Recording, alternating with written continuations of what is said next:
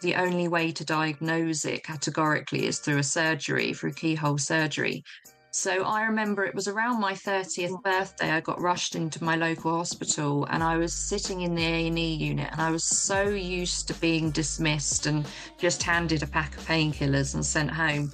And a guy walked in and he just so happened to be an endometriosis specialist that was on call.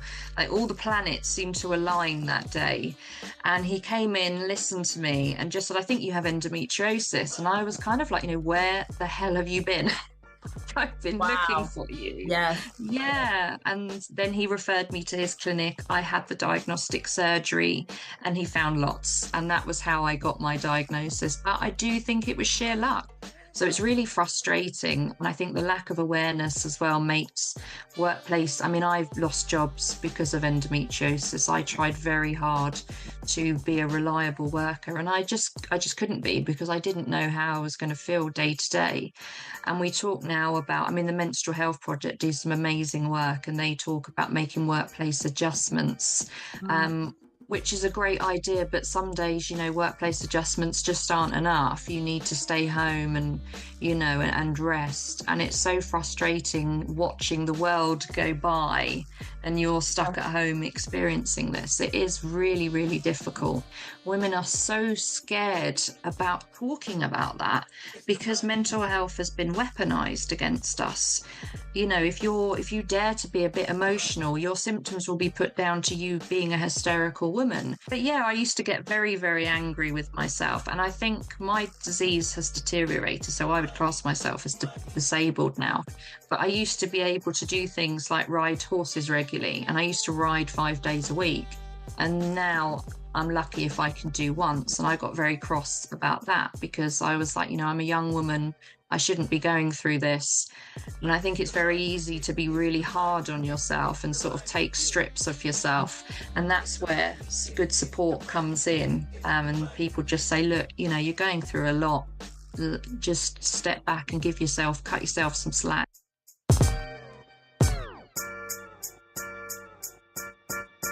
Hello and welcome to How to Have Extraordinary Relationships podcast with me, Lucy Cavendish, author and therapist. And today I am really grateful and honoured to be here with Evie Scott. So she's come on today to talk to us about many things, but she's an author and she's a women's health advocate, and she's also someone who suffers from endometriosis. So she's going to come on today and talk to us about that, and also more importantly, something that people don't talk about, she says, which is about how endometriosis affects relationships. So welcome, Evie. Thank you so much for coming on the podcast. Thank you for having me. It's an absolute pleasure to be here. I hope everyone's doing really well. Now, I mean, it's taken us a bit of time to nail this down, hasn't it? Because of health issues. So, I'm very aware of how things might affect you with endometriosis because it's quite difficult, isn't it? I think it's a disease that you have to manage day by day. So some days you have energy and you can do things, and other days you just feel absolutely exhausted, brain fog, lots of pain. So yeah, it can really, really affect you day to day. So can you take us sort of on the journey? Let's assume that most people listening to this don't know much about endometriosis, or what they do know may be, we think of it as being a women's illness and it's not really talked about, I don't think, really. I think a lot Not at all. I think a lot of women have it. I think a lot of women do. And Emma Barnett has talked a lot about it, and that's brought it very much, not very much, a little bit to the foreground. But it's something Yeah. most of us don't really know unless we have it, or we're with people that have it. We don't know much about it. So could you just tell us about your life with it, or how it all started? So endometriosis is the current medical definition is endometrial-like tissue growing outside the pelvic cavity and where it shouldn't be, and it can attach itself to organs, fuse organs together. It causes a huge inflammatory response, which can mean that the sufferer will have a myriad of symptoms, which usually manifest in severe pelvic pain and back pain, very heavy bleeding, brain fog, joint pain, migraines, unable to function, question. It really is an all body disease, and it's not really spoken about because I think it suffers from being a women's health issue, and we don't invest a lot into women's health research, so we don't tend to talk about it. And it's one of those conditions where it's part of the narrative of to be female is to be in pain. So when I had my first period in my early teens, it was extremely painful. And I assumed that that was normal because when I spoke to people, they said, "Oh, mine hurt too. I have heavy bleeding too." And so I was forced to sort of learn from my peers, really, because no one was really talking about what a normal period was. So I spoke to other girls who are in similar situations and spoke to them about how to use sanitary products. But I was aware that I was in a lot of pain from quite a young age. And I kept going to doctors, and they just said, everyone has a period. You're being incredibly dramatic. You're not suffering more or less than anyone else. So I was dismissed from quite a young age and told that my symptoms were normal, which does, it happens to a lot of women. I speak to women all the time who are being told that the pain is all in their head, they're being hysterical. So, yeah, it's really frustrating. Yes. Yeah, that whole thing of you're being hysterical. Mm, So for you, you had very painful periods, and you obviously don't, we don't know, no. we don't have a sort of scale of pain. So people say, yeah, No, and I've had pain. sex education focuses on reproduction, right? So we don't know what a normal period is. Yeah, so you don't know. So what did you talk to your mother about it and say they're very painful? So unfortunately, my mum was an addict. So we got taken into care and then ended up living with my dad. So I didn't have that point of reference, unfortunately. But I had a lot of female friends who were coming on their period. So we kind of banded together and were like, this is happening. This is what I'm dealing with. And my best friend at the time, Lucy, her elder sisters had talked to her about it. So I spoke to her elder sisters and they spoke to me through sanitary products. And then I think we had sex education a year later, and I was hoping for some clarification, but unfortunately, it didn't come. It was very much a focus on you'll have a period, but it's because you're not pregnant, and that's the end of it. So I learned from my peers, as a lot of people do, because there's still a lot of shame associated around periods. It's Oh, yeah. bizarre. Yeah, yeah, no, that's right. There is a lot of shame, isn't there? We don't talk about it. And what if I'm No, bleeding through my clothes? And yeah, so you're sort of in the dark, aren't you? You don't really know if your pain is the same as someone else's pain. You don't know if your no. heavier than someone else's period. And you go to the doctors, and the doctors say, "Oh, it's just normal." Yeah, and they don't want to go any further than that. And I think, it's a lot of doctors will go, well, if she's not managing, let's put her on the pill. So any period related, if it could be related to bleeding and women, then chuck her on the pill and see what happens. It seems to be an umbrella treatment for a lot of women. And, the pill wasn't designed for that. And yet it's used as a treatment. And for women with endometriosis, it actually can make it a lot worse. The synthetic hormones in the contraceptive pill can actually make endometrial tissue more sticky and mean that it's easier to attach to other things. So it's not a great treatment option, but it's one that most women in my position will encounter. And in fact, look, any woman actually, if you have acne or anything like Yeah, that. my sister Yeah. had acne, and she was put on the pill. Yeah, it's crazy. Yeah, yeah, yeah. No, it's very weird, isn't it? It's like, oh, I don't feel very, I'll go on the pill. Yeah, and that's the answer. And then you're sort of treated as an anomaly if it doesn't work for you. When in actual reality, endometriosis affects 10% of all women. So you're not an anomaly. You are really suffering and you need a referral. So, what are the symptoms then of endometriosis? Painful periods, heavy bleeding.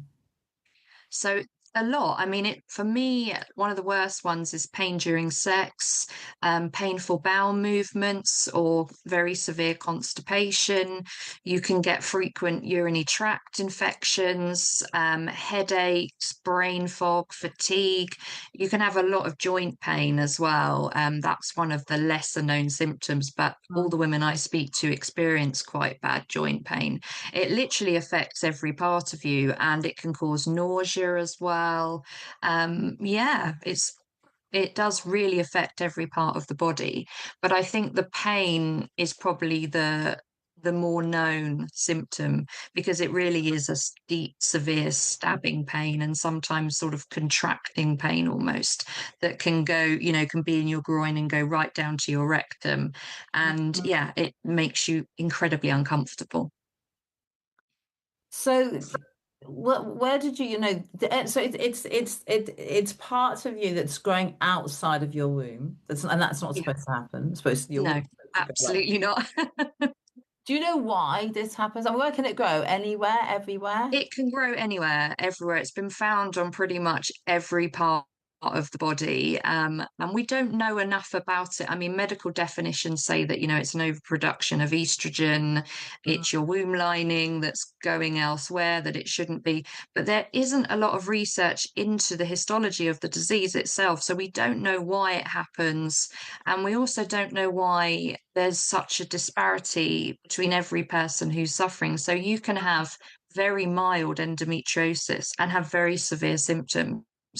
Or you can have very severe symptoms and have no symptoms. So everyone's experience is so different, but it does produce this massive inflammatory response, which completely knocks you for six. So we Right. just don't know enough about it, despite it affecting so many women. So, how did you get diagnosed with it eventually? So Well, it was a long process. So Okay. I spent years in and out of hospitals. I went to gynecology referrals. I had scans. Endometriosis was mentioned to me when I was about 25, and I didn't know anything about it at that time. It was the first time I'd heard of it. And the nurse said to me, it will show up on an internal ultrasound, which I had, and Mm. it came back normal. There was nothing there. So she said I couldn't have endometriosis because it didn't show up on the scan, when actually, in reality, it very seldom does show up on a scan. Ultrasound, yeah. Yeah. Yeah, the only way to diagnose it categorically is through a surgery, through keyhole surgery.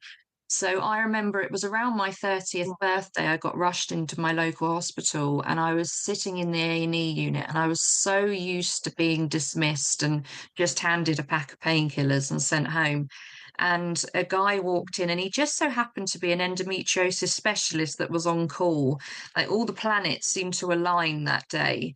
And he came in, listened to me, and just said, I think you have endometriosis. And I was kind of like, where the hell have you been?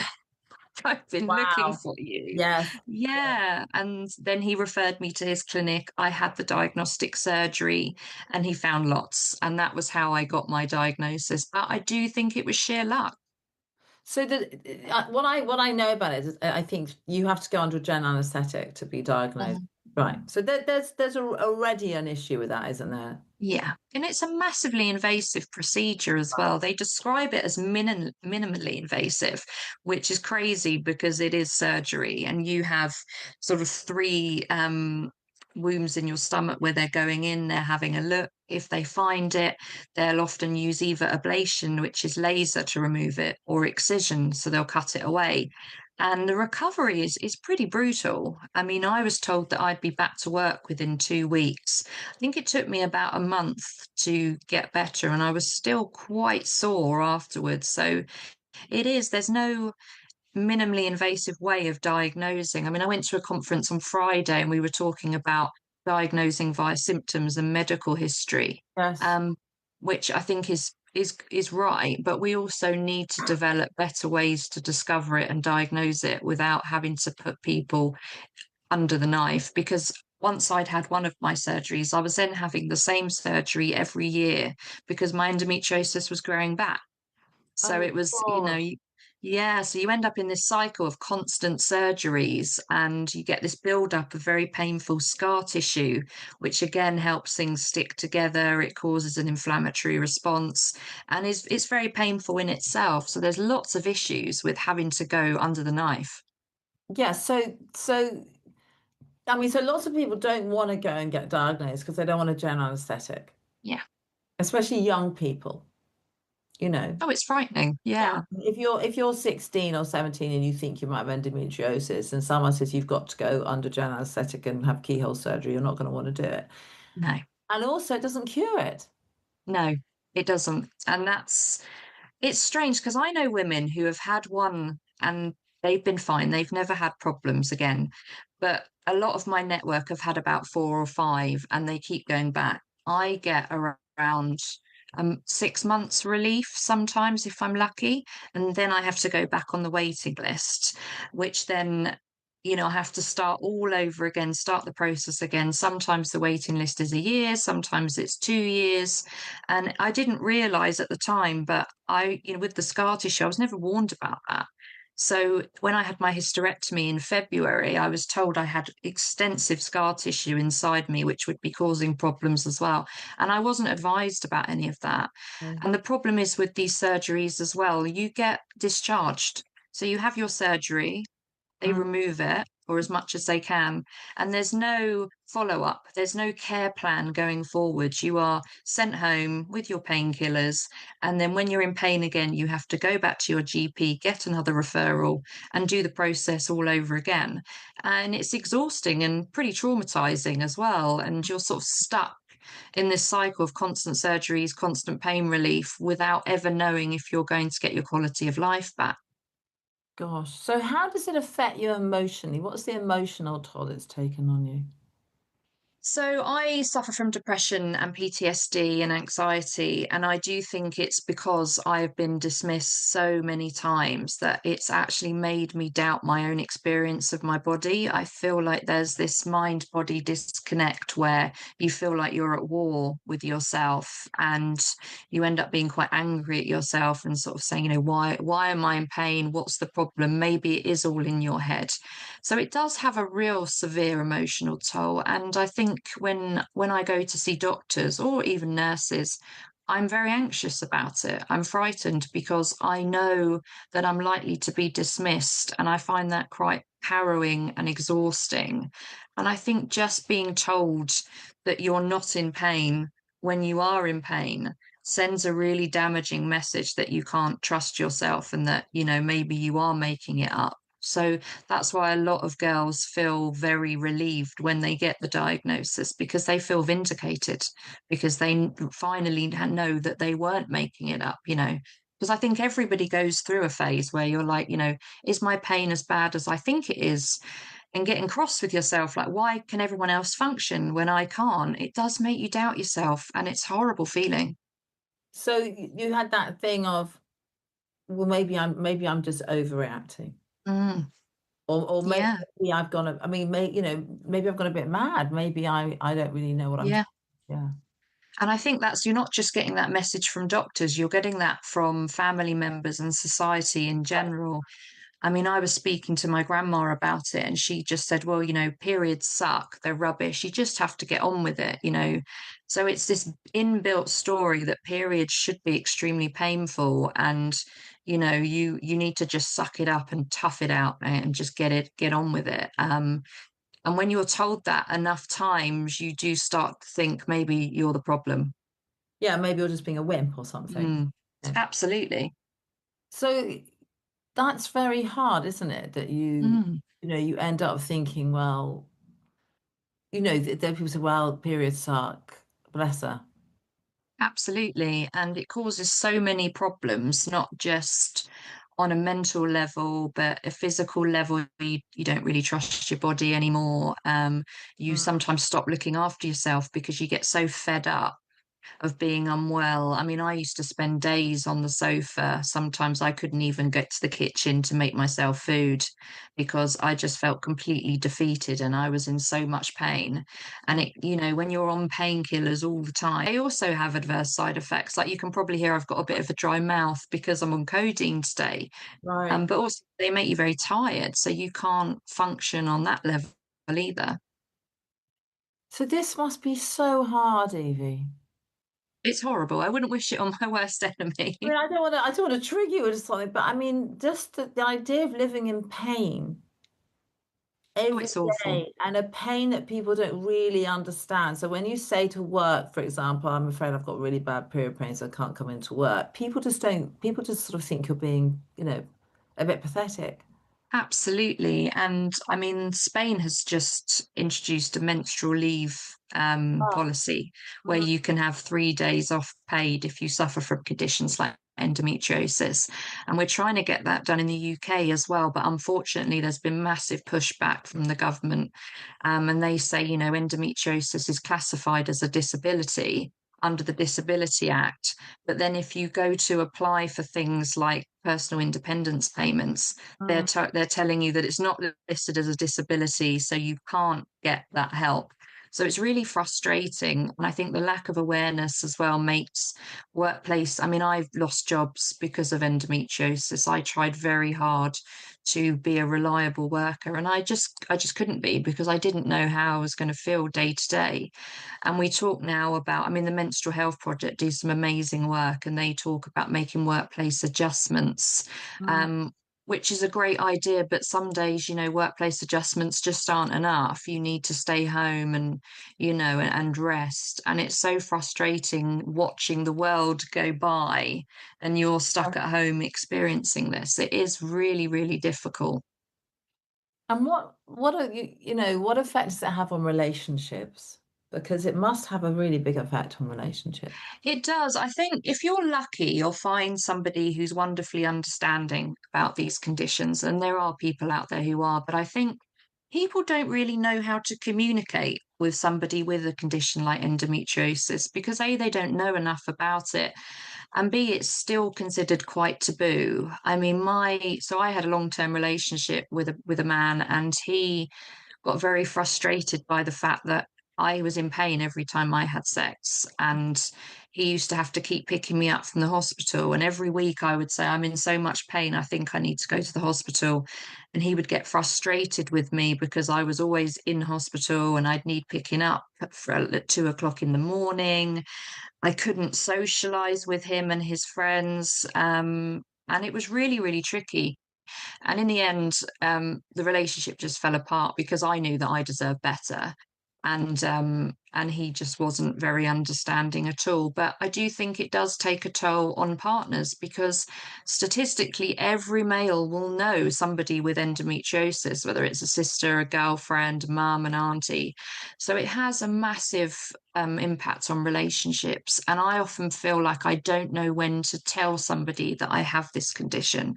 I Mm. want to be upright, upfront, and say, I have this condition. Do you want to be with me? Because this comes as a whole package.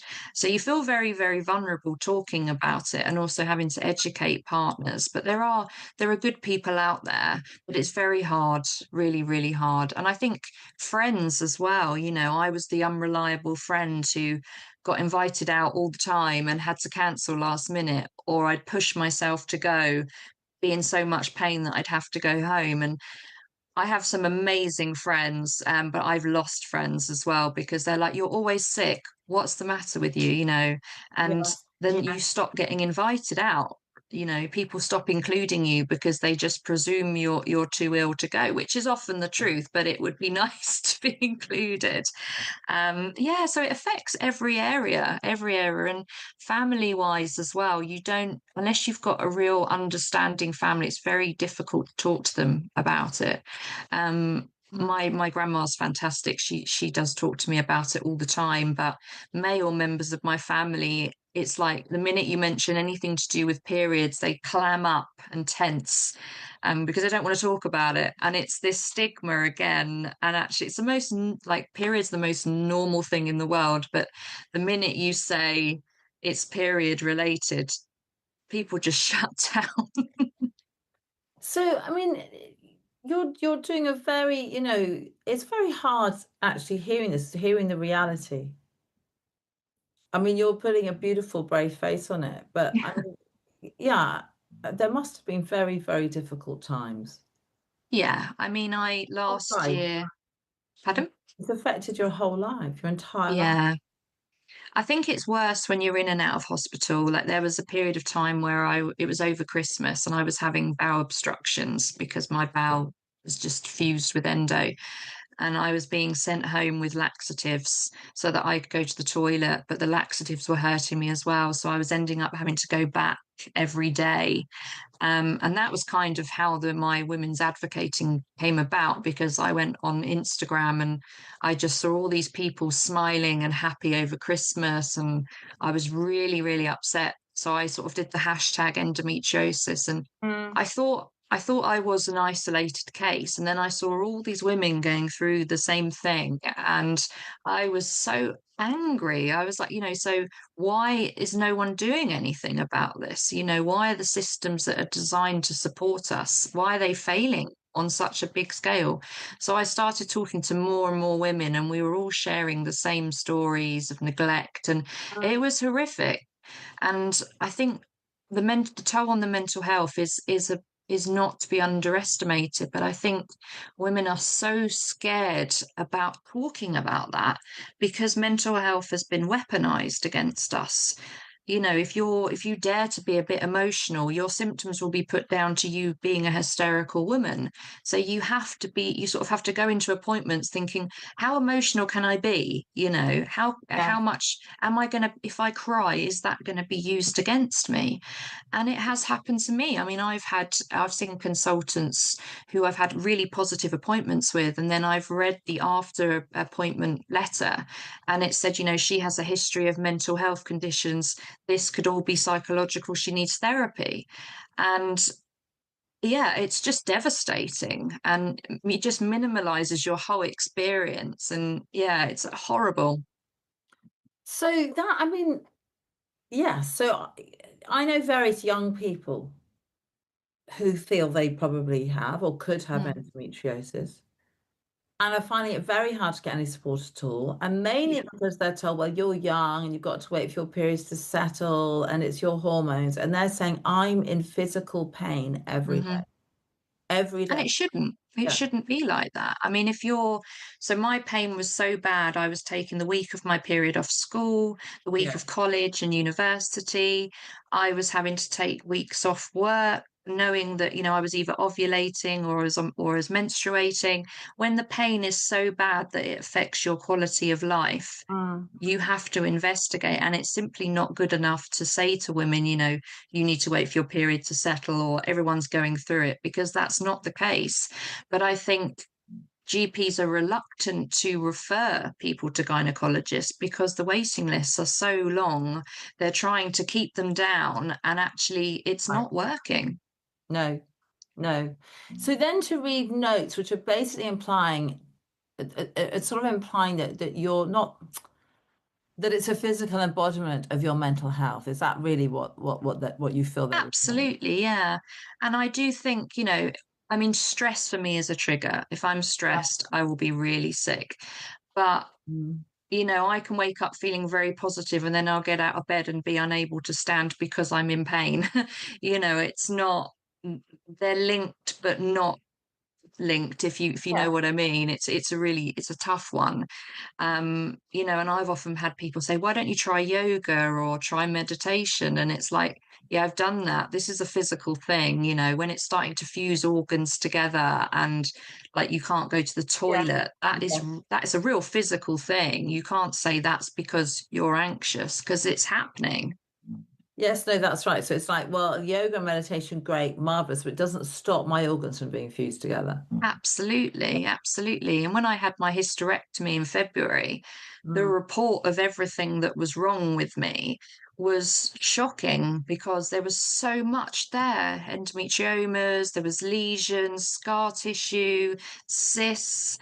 everything was there. And yet, I was being told, it's in your head. And I'm like, no, if you look at what they took out of me, it's a real thing. It's a real physical thing. But it doesn't end with a hysterectomy, is that right? That No, it doesn't. So I was told that having a hysterectomy would cure me. In very rare cases, it grows back and you suffer afterwards. And I was desperate, really, really desperate. And I asked my gynecologist if I could have one. And he said, you're too young. You might want children. And I was like, I can hardly look after myself at this point. I can't do children. yeah. And I kept asking, and he just kept saying, you're going to want to have children. So in the end, I crowdfunded it because I Well, was so desperate. And I knew through doing research that it wasn't a cure, really, and that it would, unless they got everything out, it was going to come back, which unfortunately was the case for me. And I think when your endometriosis is everywhere over your body, so it's on my bowel, my kidneys, unless you remove them as well, you're never going to get rid of the disease. So I had a pretty rough recovery from the hysterectomy. That was pretty traumatic in itself. And I probably had about a month out of the recovery until I started feeling the pain again, and pain is awful again. I'm so sorry to hear this. It is tough. It is. And I think, but there's still a lot of medical professionals saying, have hysterectomy, it will cure it. Or the other one is, get pregnant, which Oh is yeah, everyone gets told to get pregnant. yeah, and actually, the endometriosis and conditions like that can cause infertility. So, if Yeah. you're saying to someone, go and have a baby, and then they go and try and have a baby and they can't, it's devastating, Mm. and actually having a baby does nothing. I mean, your symptoms might be alleviated while you're pregnant. I have spoken to women who have found that, but the minute they give birth, it's back. That it's not a cure, and it's such an outdated thing to tell women. I mean, historically, in the Victorian times, if you suffered from period ailments, they were like, it's because you're not married and you haven't had a family. So Mm. it dates back to that. That's the message we're still getting. It's crazy. Also, I'm not sure if getting pregnant should be advocated as a cure for something. No, But a little human for the entire rest of your life. It's yeah, like taking a pill. So you're birthing a I baby. know. It's a substantial life change, isn't it? And I think if you're so unwell you can't get out of bed, probably having a baby isn't the right decision, even if you really want to.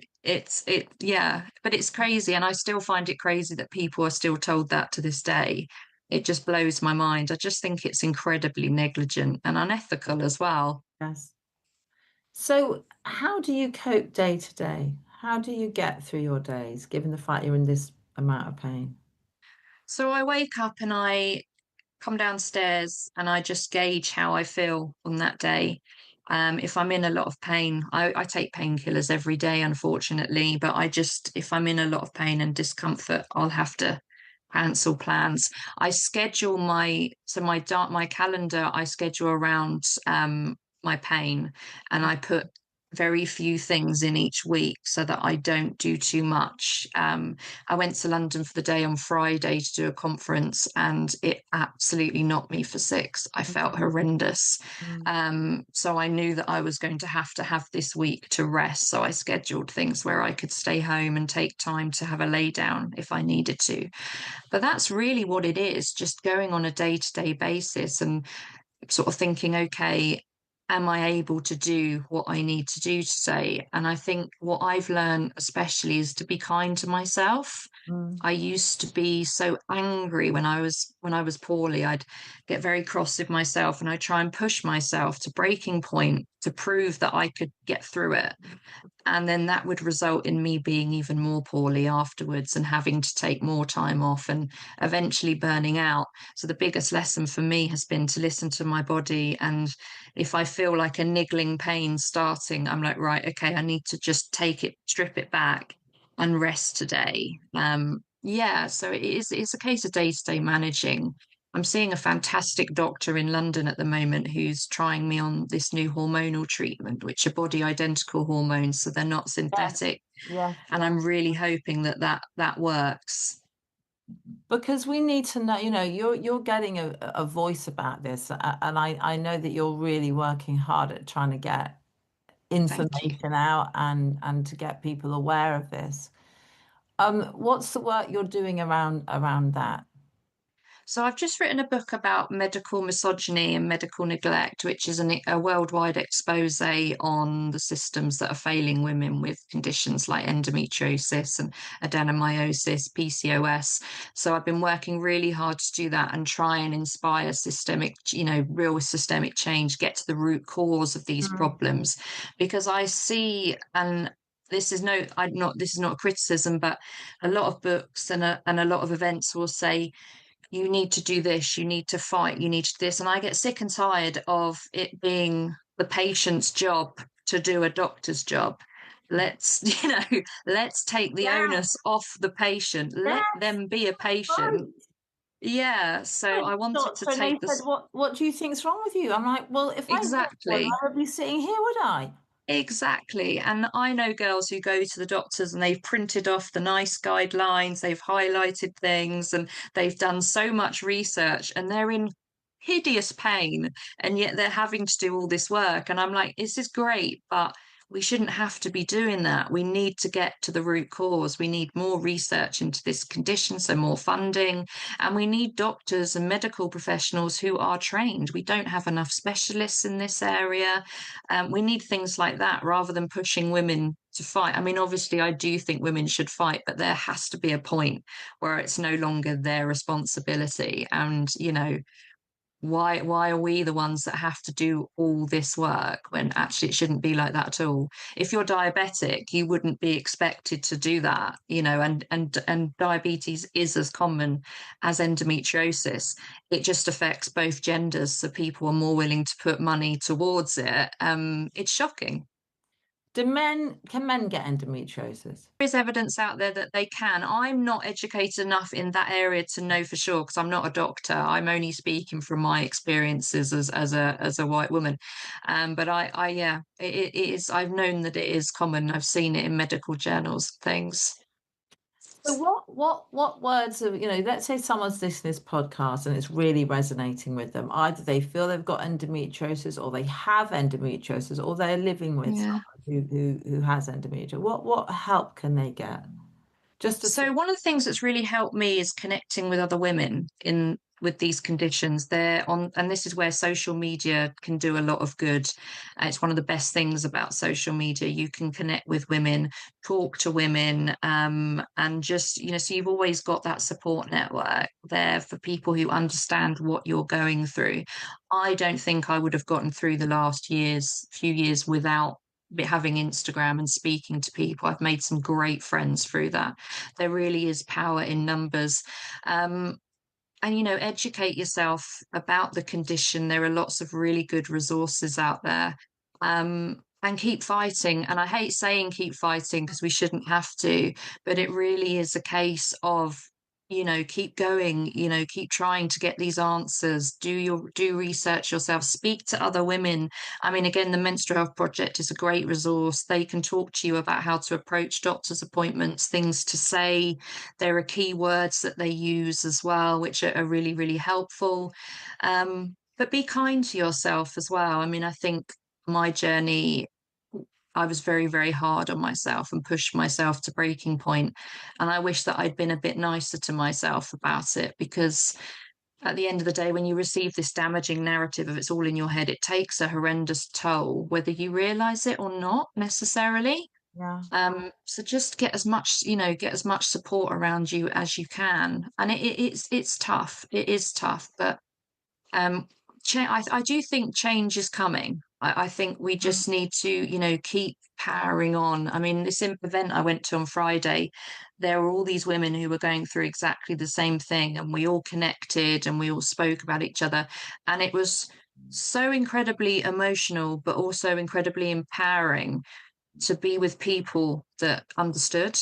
There is a real sense of community out there with conditions, and not just for endometriosis, with PMDD, PCOS, POI, all of those. So get yourself on social media if you can and talk to others because it does make a big difference. Yeah. So those moments when you were very hard on yourself, why? Because people say it's in your head, periods are like this, suck it up. Why can't you come to work? Why can't you be in school? Yeah, I mean, I had, what's it called, FOMO, fear of missing Yeah, out. of course. Yeah, and you're So I missing out was, on a lot because you're in bed ill. yeah, and and I wanted to go to these parties. I wanted to go and hang out with people, and I just couldn't do that. And then I'd get angry with myself, going, "Well, everyone else your age can do that. Why can't you?" And I would always look to the medical professionals who'd said it's all in your head and go, maybe they're right. Maybe you should just push yourself through it. And then you'd push yourself to breaking point. Um, but yeah, I used to get very, very angry with myself. And I think my disease has deteriorated. So I would class myself as disabled now. But I used to be able to do things like ride horses regularly. And I used to ride 5 days a week. And now I'm lucky if I can do once. And I got very cross about that because I was like, I'm a young woman. I shouldn't be going through this. And I think it's very easy to be really hard on yourself and sort of take strips of yourself. And that's where good support comes in. And people just say, look, you're going through a lot.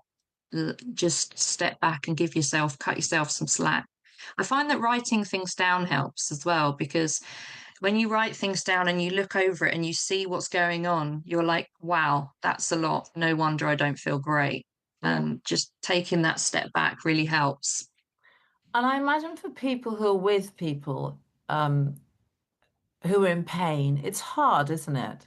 Mm. Because there's It is really hard. because as a not a carer, but a partner or a parent or a friend, it's hard to know how to support someone who's going through that level of Yeah, it is. I mean, I went on a Zoom date, so a very modern, about six very months modern. ago. Yeah, Pardon? so modern. I know, right? That's how people do it nowadays, apparently. And I was quite struck by the fact that she said to me, tell me what I could do to support you in a relationship with this condition. And I was absolutely blown away. And I wanted to cry actually, because I was like, that's such an amazing thing. And my friend's married and her husband is fantastic. And it's interesting you use the word carer.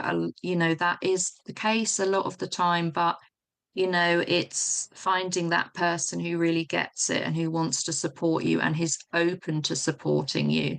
I Mhm. think sometimes when you're in a bad place, you can attract bad relationships and bad situations, and you tolerate a lot because you feel like you're a burden. When Yeah, absolutely you're not a burden. no, that's right. So if you're your burden, you'll kind of tolerate bad behavior because you think, well, Absolutely. maybe this is the best it's going to be because I'm damaged or something.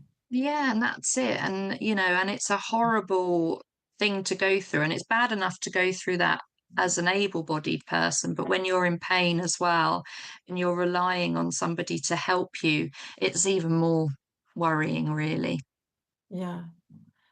Thank you so much for being here today. It's really eye-opening, very Thank you for having me. It's a pleasure. and very, very, very honest about the condition and the pain. How can people? Do you want people to find you? Reach out to you? How can people find you? Or what would you like? Where would they like? Where would you like? Yeah, I mean, I run an Instagram which is at Evelyn Scott 1987, and I am more than happy for people to follow me, to reach out to me with any questions. I'm not a medical doctor, but I will help in any way I can, and I can point people to some really good support networks as well for these types of conditions. But yeah, it's been an absolute pleasure. Thank you. It's really kind of you to offer that, Evie. Really kind.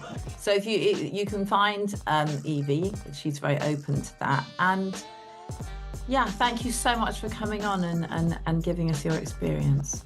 It's a pleasure. Thank you. It's been a joy to talk to you.